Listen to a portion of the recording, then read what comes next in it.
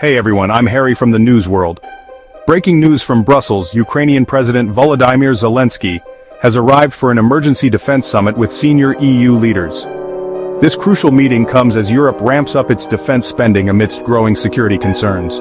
European Commission President Ursula von der Leyen has called this a watershed moment for both Europe and Ukraine.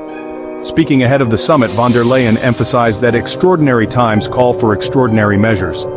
She unveiled the ReArm Europe Plan, a massive €800 billion defense investment strategy aimed at strengthening Europe's military capabilities and supporting Ukraine in its ongoing war against Russia. This initiative will provide EU member states with the fiscal flexibility to invest in defense, support Ukraine's military industry, and procure advanced weaponry for immediate deployment to Kyiv. The goal? To rearm Europe, bolster EU security, and ensure Ukraine's sovereignty.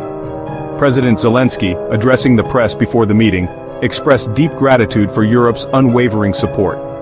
He emphasized that Ukraine does not stand alone in its fight and welcomed Europe's increasing commitment to military production and security measures. Our correspondent in Brussels, Nick Beek, reports that Zelensky received a warm welcome from EU leaders, sending a clear message to both the Kremlin and Washington.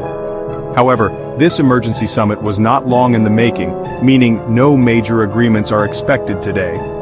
But leaders are expected to issue strong statements reinforcing Europe's strategic shift toward greater military self-reliance.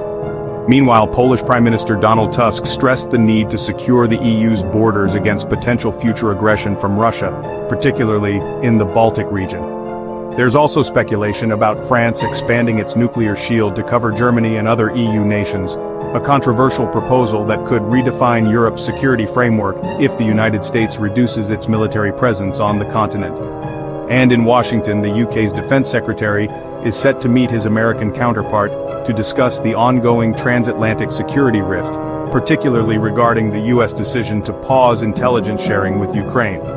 As tensions rise and military strategies evolve, today's summit could mark a turning point for European defense policy. Will the EU take greater control of its security, or will internal divisions slow down its response? We'll be tracking all the latest developments, so stay tuned for updates. The News World.